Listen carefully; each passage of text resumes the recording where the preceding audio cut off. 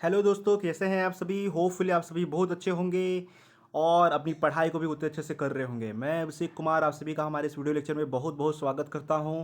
तो जैसा कि आप सभी स्क्रीन पे देख ही रहे हैं, आज का जो हमारा टॉपिक है वो इंडियन पॉलिटी के ऊपर है कम्प्लीटली। और इंडियन पॉलिटी हम डिस्कशन करने वाले हैं, जिसमें हम चैप्टर वाइज एमसीक्यू कवर करेंगे। दोस्तों, बिना स्किप किए इस वीडियो लेक्चर को एंड तक देखिए, क्योंकि यही आपके एग्ज़ाम में मील का पत्थर साबित होगा। क्योंकि हर एक चैप्टर से लगभग 30 से लेकर के 40 क्वेश्चन मैं यहाँ डिस्कस कराऊंगा, जो कि आपके यूट्यूब के चैनल पे आपको दिखाई देगा।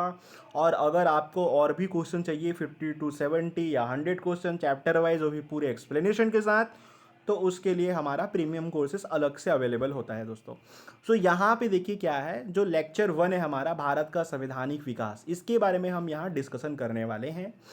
इस कोर्स को हमने कम्प्लीटली कवर करा है आपके एम लक्ष्मीकांत के बुक से, जिसमें मैंने आपको हिंदी और इंग्लिश में एक्सप्लेन करूंगा। साथ ही इस कोर्स के दौरान हर एक क्वेश्चन को डिस्कस करेंगे, आपको अटेम्प्ट करने का मौका भी दूंगा क्वेश्चन को, और साथ ही मैं एक्सप्लेन भी करते जाऊंगा उसके सभी जुड़े हुए बातों को, जिससे आपसे उस टाइप के दूसरे क्वेश्चन बिल्कुल नहीं छूटेंगे। तो हम एक बहुत ही कम क्वेश्चन से स्टार्ट कर रहे हैं, बिल्कुल स्किप किए बिना देखिएगा वीडियो लेक्चर को। अगर वीडियो लेक्चर आपको पसंद आ जाता है तो आप चाहें तो सब्सक्राइब कर सकते हैं, वरना आगे बढ़ सकते हैं, कोई दिक्कत नहीं दोस्तों। अब यहाँ पे देखिए, और अपने दोस्तों में भी शेयर कर सकते हैं बिल्कुल, जो कि करना चाहिए आपको, क्योंकि आपके फ़ायदे के लिए है, आपके दोस्तों का भी बेनिफिट होगा इससे, है ना। तो देखिए यहाँ पे क्या है, टेलीग्राम हमारा ये आईडी है, आप चाहे तो हमें फॉलो कर सकते हैं, हमसे क्वेश्चन पूछ सकते हैं। और अगर आपको ठीक लगे तो सही है दोस्तों, बिल्कुल आप देखिए ध्यान से इसको, है ना, आपके फ़ायदे के लिए है ये। तो हम पहले क्वेश्चन की ओर आगे बढ़ते हैं। यहाँ पे ये रहा हमारा पहला क्वेश्चन। निम्न में से किस अधिनियम में नियंत्रक महालेखा परीक्षक नामक पद का सुझाव दिया गया है। अब ये बातें देखो, ये क्वेश्चन किस रेंज का है ना। आप चाहें तो इसको अटेम्प्ट कर सकते हैं। पहला ऑप्शन है 1909, 1919, 1935 और 1947 एक्ट। तो इनमें से किस अधिनियम द्वारा इसका सुझाव दिया गया है, क्वेश्चन क्या बोला है, सुझाव दिया गया है ना। आप इसको अटेम्प्ट कीजिए, मैं आपको 15 सेकंड का समय देता हूँ।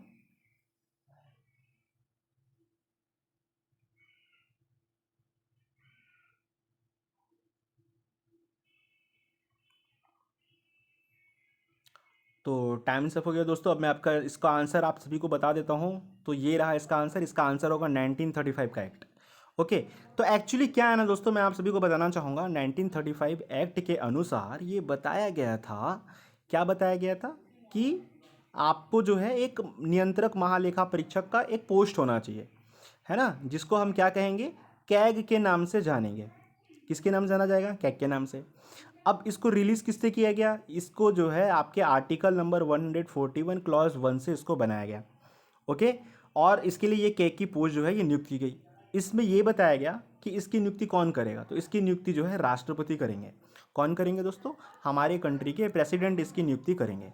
अच्छा, अगर मान लीजिए इन्हें पदच्युत करना है, इन्हें पद से हटाना है, तो कैसे होगा। तो हमारे कंट्री के जो सीजीआई को पद से हटाने का जो प्रावधान है, बिल्कुल उसी प्रावधान के तहत जो है इनको अपने पोस्ट से हटाया जाएगा दोस्तों। तो ये एक सिंपल सी बात हो गई, यहाँ पे इसके बारे में इन्फॉर्मेशन हो गया। अच्छा, दूसरी इन्फॉर्मेशन मैं आपको एक और बात बता देता हूँ। देखिए, आर्टिकल 148 का क्लॉज नंबर 4 के अंतर्गत सेवानिवृत्ति के पश्चात, अगर मान लीजिए इसके क्लॉज जो 4 है, आर्टिकल 148 का क्लॉज 4, इसमें बताया गया है कि अगर मान लीजिए महानियंत्रक के पद पे कोई बैठा हुआ है, कैग के पद पे कोई बैठा हुआ है, अगर वो चाहते हैं कि नहीं हम किसी दूसरे गवर्नमेंट जॉब के पद पे बैठें, तो ऐसा पॉसिबल नहीं है। ये आर्टिकल 148 क्लॉज नंबर 4 कहता है। ओके। और यहाँ पे जो 1919 का जो एक्ट है दोस्तों, इसमें ये कहा गया था ऑडिटर जनरल का पद सृजित किया गया था। तो ये कि क्वेश्चन यहाँ से ये भी बन सकता है, ऑडिटर जनरल का पद किससे सृजित किया गया था, तो 1919 के अधिनियम से। अब हम दूसरे क्वेश्चन की ओर बढ़ेंगे। कोलकाता में उच्चतम न्यायालय की स्थापना किसके द्वारा की गई। 1773 के एक्ट से, रेगुलेटिंग एक्ट से, या 1784 के पिट्स एक्ट से, 1793 के चार्टर एक्ट से, या 1813 के चार्टर एक्ट से। इसका आंसर दीजिएगा दोस्तों बिल्कुल, और अटेम्प्ट करने की कोशिश कीजिए। फिर 15 सेकंड का समय देता हूं आप सभी को।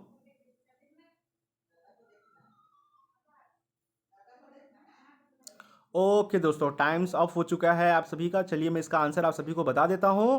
इसका आंसर है 1773 के रेगुलेटिंग एक्ट से कलकत्ता में उच्चतम न्यायालय यानी कि सुप्रीम कोर्ट बनाया गया था। इसके लिए क्या किया गया दोस्तों, 1774 में कलकत्ता में सुप्रीम कोर्ट बनाया गया। अच्छा, तो यहाँ सवाल आता है, सर ये एक्ट क्यों लाया गया भाई। देखिए दोस्तों, क्या होता है, 1606 के आसपास में ब्रिटिशर जो है, हॉकीज जो है, वो जहांगीर के दरबार में आते हैं, और यहाँ आ करके वो जो है है अब एक फरमान लेके आते हैं ब्रिटिश ईस्ट इंडिया कंपनी का कि हमें भारत में व्यापार करने का अधिकार दें, हमें यहाँ ट्रेडिंग करने का अधिकार दें। लेकिन जहांगीर उनको मना कर देते हैं। जब वो जो है पुर्तगालियों को हराते हैं तब जाके वो सूरत में अपना पहला किला बना पाते हैं, पहला स्थायी किला 1613 में। और उसके बाद इसी तरीके से ये अपना दूसरा किला 1615 में मसूलीपट्टनम में बना पाते हैं और यहाँ व्यापार कर पाते हैं। लेकिन ये केवल यहाँ व्यापार करते हैं बल्कि यहाँ अपना मौज मस्ती भी करते हैं। ब्रिटिश हुकूमत से, मार्केट से बहुत सारा पैसा उठा लेते हैं, जिसकी वजह से ब्रिटिश ईस्ट इंडिया कंपनी जो यहाँ व्यापार करने आई थी उसके ऊपर कर्ज बैठ जाता है दोस्तों। और इसी कर्ज को चुकाने के लिए ब्रिटिश क्राउन से पैसे मांगती है। तब ब्रिटिश क्राउन कहती है ऐसा तुम क्या कर रहे हो जिसकी वजह से तुम्हारे ऊपर कर्ज बैठ रहा है। तो फाइनली ब्रिटिश क्राउन इनको रेगुलेट करने के लिए 1773 का रेगुलेटिंग एक्ट बनाती है और कहती है कि हर एक 10-10 साल में आपको देखने के लिए हमारे यहाँ से ऐसे ऐसे एक्ट आते रहेंगे। ओके दूसरी इंपॉर्टेंट बात मैं आप सभी को बता दूं कि लगभग 1600 से लेकर के आप जा सकते हैं 1857 के कार्यकाल तक, यहाँ तक जो है ब्रिटिश ईस्ट इंडिया कंपनी का भारत में दबदबा रहता है। तब ब्रिटिश क्राउन का कोई दखल नहीं रहता। फिर उसके बाद जो है मतलब धीरे धीरे एक्ट्स में दखल आते जाता है, धीरे धीरे कंट्रोल होते जाता है ना। फिर उसके बाद 1858 से लेकर के आप 1947 तक जा सकते हैं, यहाँ तक ब्रिटिश क्राउन का ही पूरा अधिकार होता है। ओके दोस्तों, आई थिंक ये क्लियर हो गया होगा। थर्ड क्वेश्चन में चलते हैं। थर्ड क्वेश्चन हमारा क्या कहता है भाई? थर्ड क्वेश्चन हमारा कहता है सर कि भारत के संविधान का निर्माता किसे माना जाता है? तो भारत के संविधान का निर्माता आपका ऑप्शन है Mahatma Gandhi, B R Ambedkar, Jawaharlal Nehru, B N Rao. आपको फिर से मैं 15 सेकंड का टाइम देता हूं, आप आंसर बनाने की कोशिश कीजिए।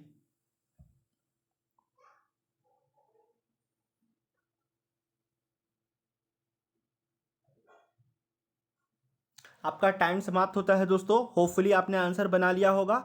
तो देखिए भारत के संविधान का निर्माता किसे माना जाता है, तो यहाँ पे इसका आंसर होगा बी आर अम्बेडकर। एक्चुअली क्या हुआ ना दोस्तों, बी आर अम्बेडकर और इनके साथ 6 और लोग, जिसमें से के मुंशी जी भी आते थे, है ना, सादुल्ला जी भी आते थे, है ना, कृष्णमचारी अय्यर जी आते थे, अयंगर जी आते थे, है ना, डीपी खेतान जी आते थे। इस तरीके से ऐसे करके 6 लोगों का इन लोगों का ग्रुप था और 6 लोगों का अम्बेडकर के मिलाकर के 7 लोगों का इनका ग्रुप था। अब ये 7 लोगों को ड्राफ्टिंग कमेटी का मेंबर बनाया गया था। कौन से कमेटी का? ड्राफ्टिंग कमेटी का, जिसे आप हिंदी में क्या कहते हो सर? हिंदी में हम प्रारूप समिति कहते हैं भैया, है ना। प्रारूप समिति का इनको मेंबर बनाया गया था। बी आर अम्बेडकर को अध्यक्ष बनाया गया था। इन्होंने संविधान निर्माण करना प्रारंभ करा। तो कई लोग आंसर में कंफ्यूज जाएंगे, महात्मा गांधी को भी बोल सकते हैं, लेकिन महात्मा गांधी जी नहीं होंगे इसके आंसर। कुछ लोग जवाहरलाल नेहरू को भी बोल सकते हैं, ये भी इसके आंसर नहीं होंगे। बी एन राव में कुछ लोग कंफ्यूज हो सकते हैं। देखिए तो बी एन राव कौन थे? इन्होंने कॉन्स्टिट्यूशन को बनाने वाले पहले बंदे थे और इन्होंने एक खाका तैयार करके इनकी जो ड्राफ्टिंग कमेटी है इनको सौंप दिया था। और इनके ही उस खाके के बेसिस पे, यानी उस प्रीफेस के बेसिस पे ये जो है संविधान को बनाया गया। 60 देशों का संविधान पढ़ा गया। टाइम कितना लगा आपको पता है? इसमें लगा 2 ईयर 11 मंथ एंड 18 डेज का टाइम लगा। 2 ईयर 11 मंथ 18 डेज का टाइम लगा दोस्तों इसको बनाने में।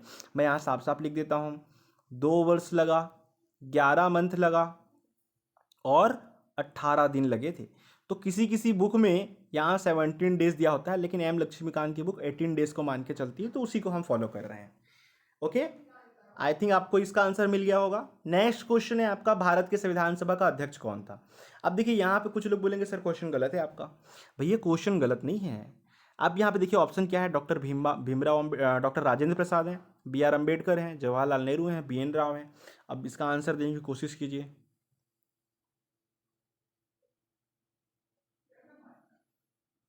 बहुत आसान क्वेश्चन है, हो सकता है आपने आंसर दे दिया होगा। डॉक्टर राजेंद्र प्रसाद, बिल्कुल सही दोस्तों। इसका आंसर क्या है? डॉक्टर राजेंद्र प्रसाद। डॉक्टर राजेंद्र प्रसाद इसका करेक्ट आंसर है। बहुत बढ़िया, आपने अटेम्प्ट करा होगा इसको। अब यहाँ पे देखिए एक्चुअली क्या है, ये क्वेश्चन 2 तरीके से पूछा जा सकता है आपको।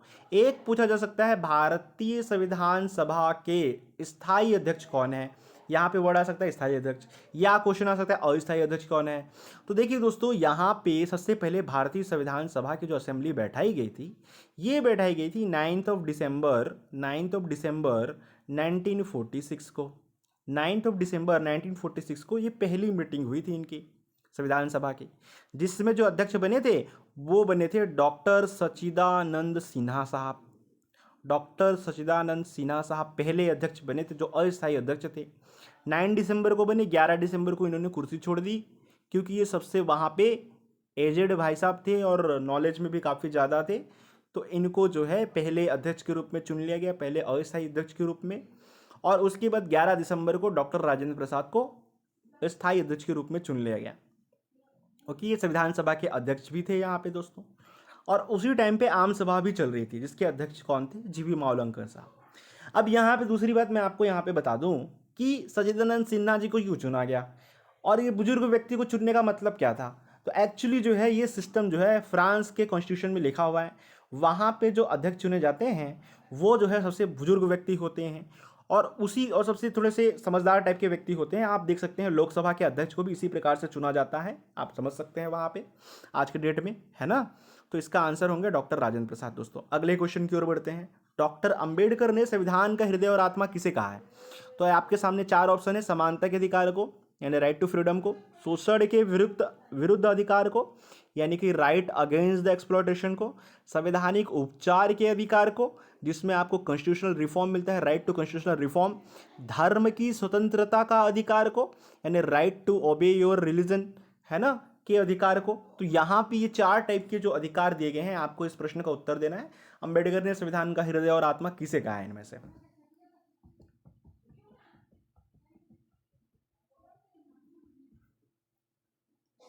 तो होपफुली आपने आंसर दे दिया होगा दोस्तों। डॉक्टर अंबेडकर ने संविधान का हृदय और आत्मा किसे कहा है? तो डॉक्टर अंबेडकर ने संविधान का हृदय और आत्मा कहा है संवैधानिक उपचारों का अधिकार को। क्यों कहा है इसका रीजन मैं आपको बता दूं। अगर देखिए हमारे कॉन्स्टिट्यूशन में आपको फंडामेंटल राइट्स दिए गए हैं, यानी बहुत सारे मौलिक अधिकार दिए गए हैं जो कि अमेरिका के संविधान से लिया गया है, ये भी आपको पता चल गया। अब दूसरा, अगर उन मौलिक अधिकारों का 6 प्रकार के मौलिक अधिकार जो हैं उनमें से आपकी किसी मौलिक अधिकार का हनन होता है, तो ऐसे स्थिति में आपको संवैधानिक उपचारों का अधिकार दिया गया है, जिसके लिए आप कोर्ट जा सकते हैं आपके मौलिक अधिकारों के हनन के बेसिस पे। अच्छा, अब इसमें एक क्वेश्चन बनता है, सर आप पूछेंगे कि सर क्या ये अधिकार हमेशा रहते हैं हमारे साथ? भैया ये अधिकार हमेशा रहते हैं, बस इमरजेंसी के कंडीशन में ये लागू नहीं होंगे और 2 देशों के बीच युद्ध हो रहा है तो ये लागू नहीं होंगे दोस्तों। Okay, so that's it for today दोस्तों। होपफुली आपको हमारा ये वीडियो लेक्चर पसंद आया होगा। अगर ये वीडियो लेक्चर आपको पसंद आता है तो हमारे चैनल को सब्सक्राइब कर ले दोस्तों और अपने दोस्तों को भी शेयर करें। वीडियो को बिना स्किप किए देखेंगे तभी जाके आपको फायदा होगा। So good luck to all of you. मिलते हैं अगले लेक्चर में। बिल्कुल आप कमेंट करके बताइए दोस्तों, जिससे हमें और भी मोटिवेशन मिले और भी मजेदार क्वेश्चन लाऊं और डिटेल से मैं आपको एक्सप्लेन करूं ताकि आपका कॉन्सेप्ट भी क्लियर होता चले। So that's it for today दोस्तों। थैंक यू, जय हिंद। मिलते हैं अगले लेक्चर में।